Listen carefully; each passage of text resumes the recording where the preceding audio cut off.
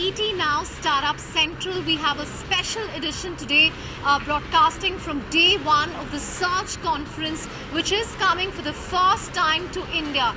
In its first edition, it's attracted massive interest. Over 5,000 attendees from over 72 countries. Everyone who has any interest in technology and startups really mark their presence here.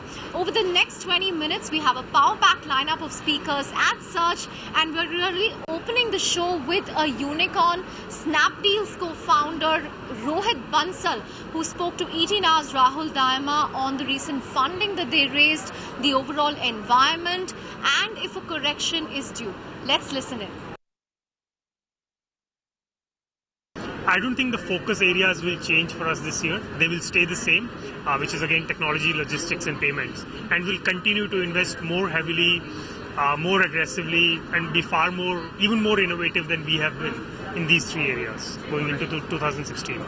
Also, Rohit, this has been your 11th fundraise in the last so many years that you've been there. We are now talking about how last year was really a sign of investments, consolidation. So will 2016 be a year of correction? And since you've been in the business for so long, you have strategic investors, Alibaba, Foxconn and the likes. What's the investor sentiment that you gauge from the ecosystem? There's always a time when for 2-3 years people get very exuberant, and for a year everyone says that, hey, let's slow down, let's watch what really happened.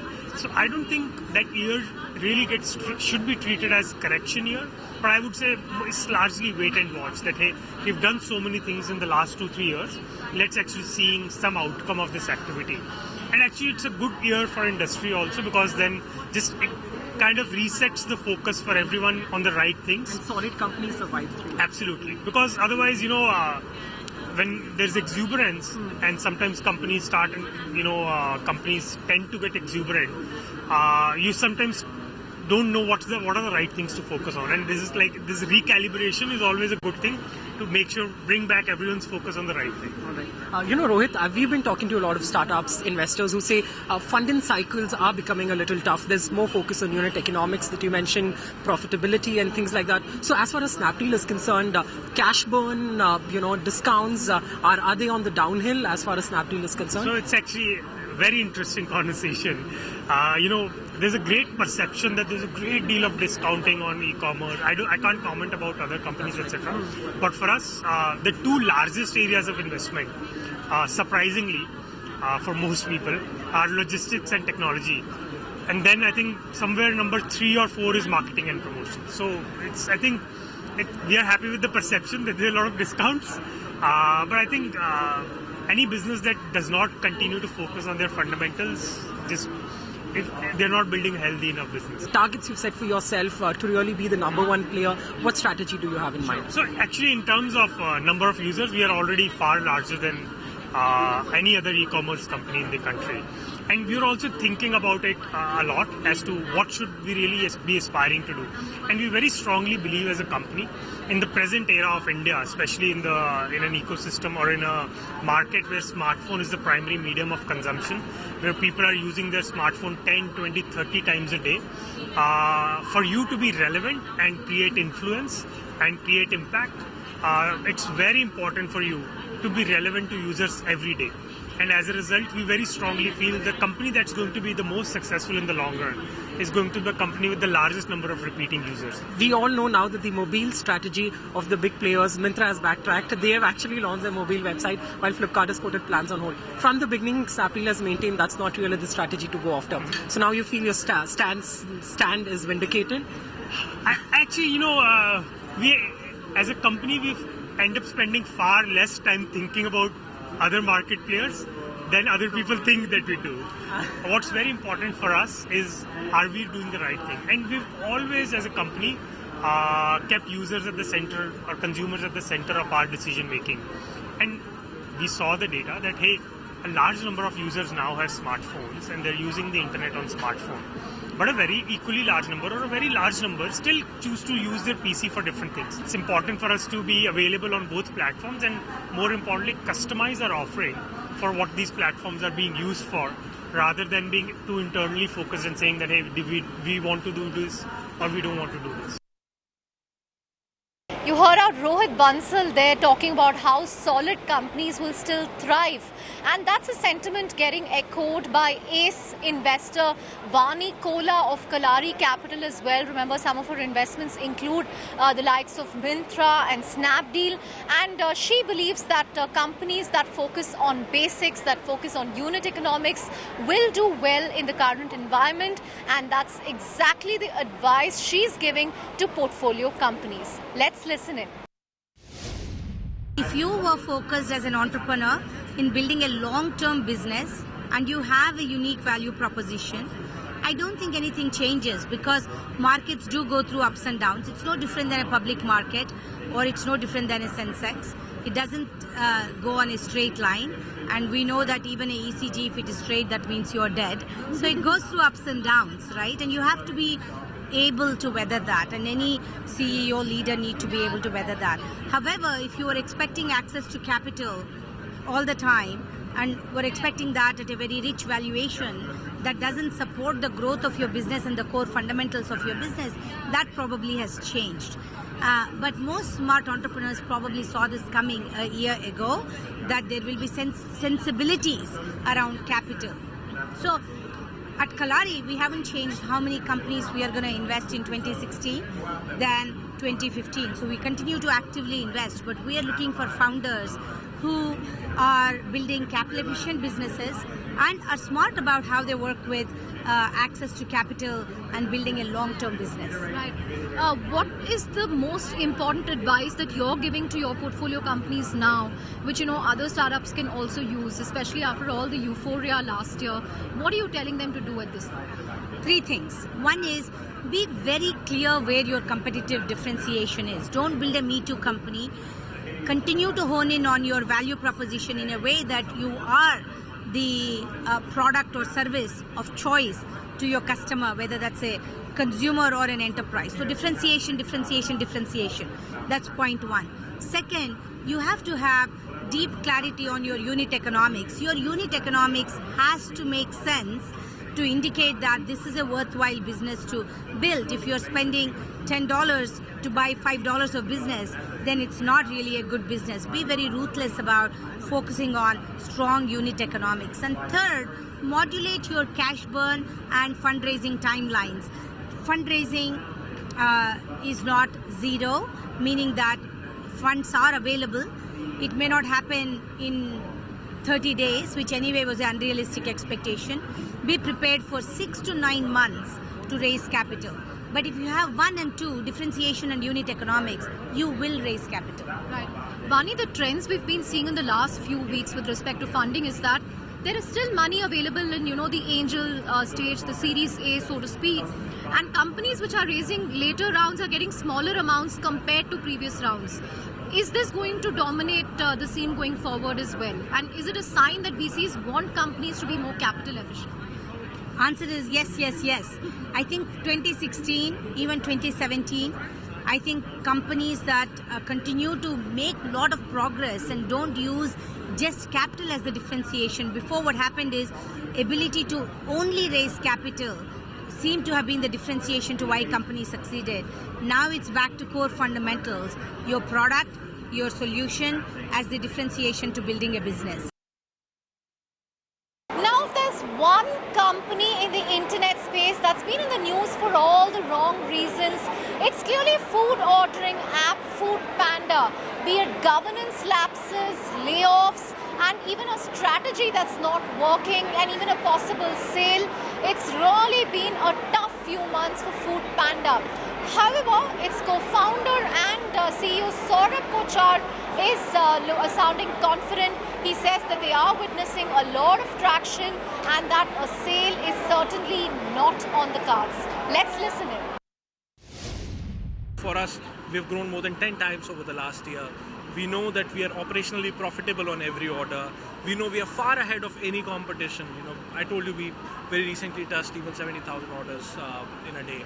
So we know we are placed well side, and we know that the food opportunity in India is 300 billion. Yes, there will always be highs and lows. It's not probably one of the best times, predominantly because of external sentiment and not internal.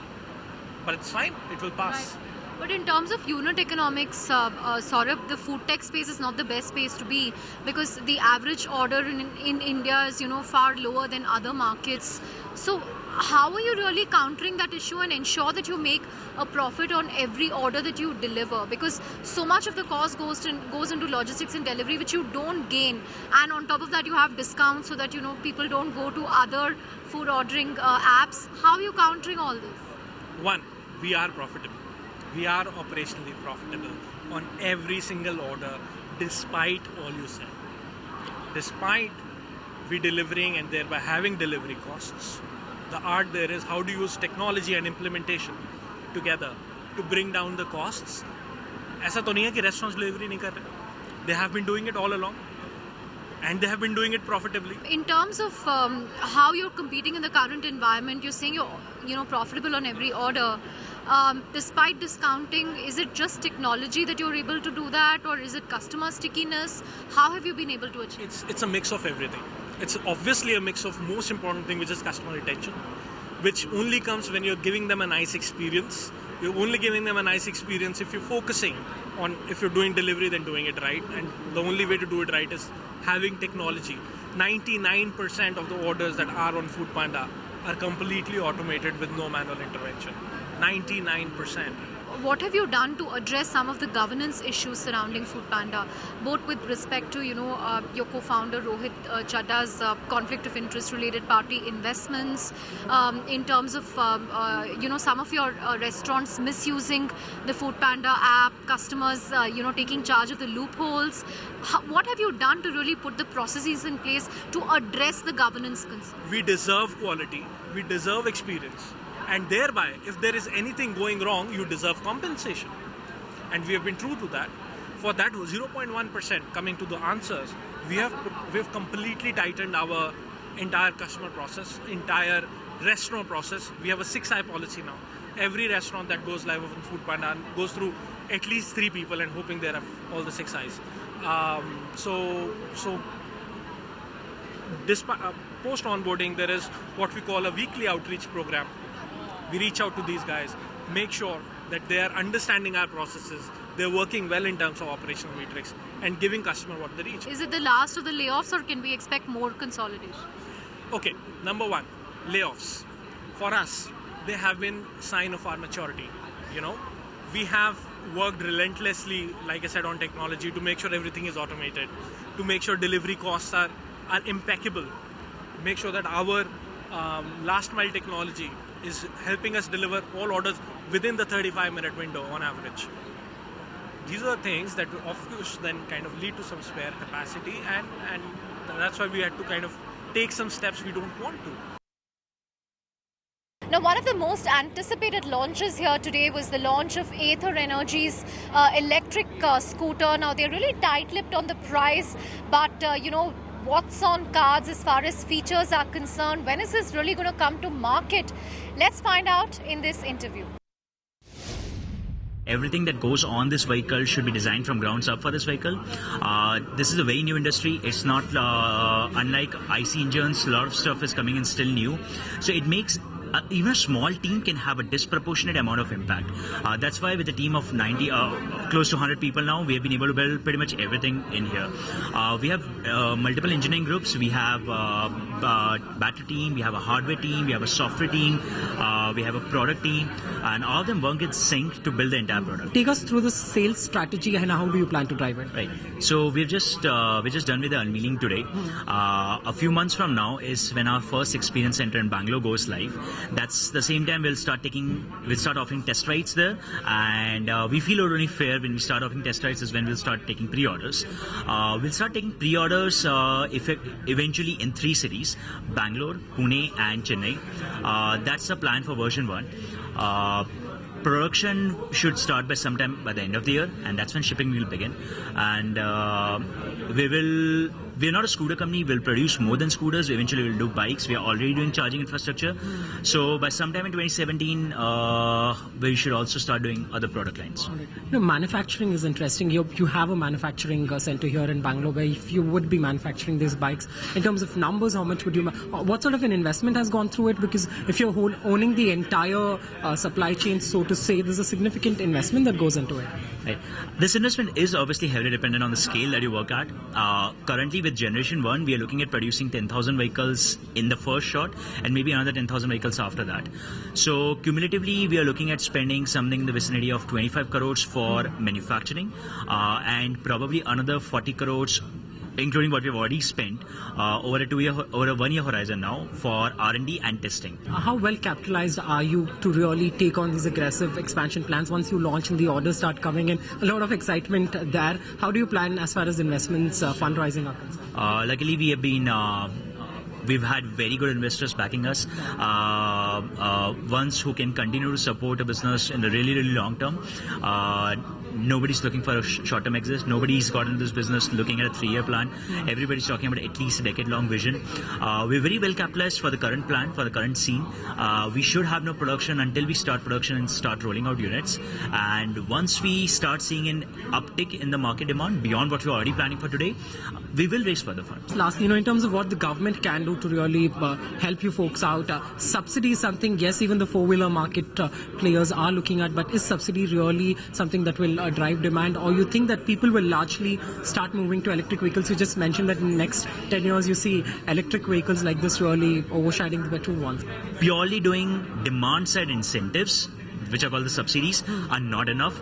Not having them is going to hurt the business in the short term because you will not be able to start the business. But unless the government creates supply-side incentives, creates an incentives for companies like Ather to go out and set up this manufacturing, take the pains of do this design in India, you will always be in the situation where everything's imported, sold by 40, 28, 40, 50 brands in the country. Nobody's trying to offer a complete solution, and you will never have legendary brands like the sort of ones we have in the two-wheeler space in the country today ever come up in the electric vehicle space. That brings us to the end of day 1 of Surge and also this special edition of Startup Central. We certainly hope you enjoyed the show today, but stay tuned because tomorrow we bring you all the highlights from day 2 with the voices from startups, investors, all the people who count as far as the startup and entrepreneurship ecosystem is concerned.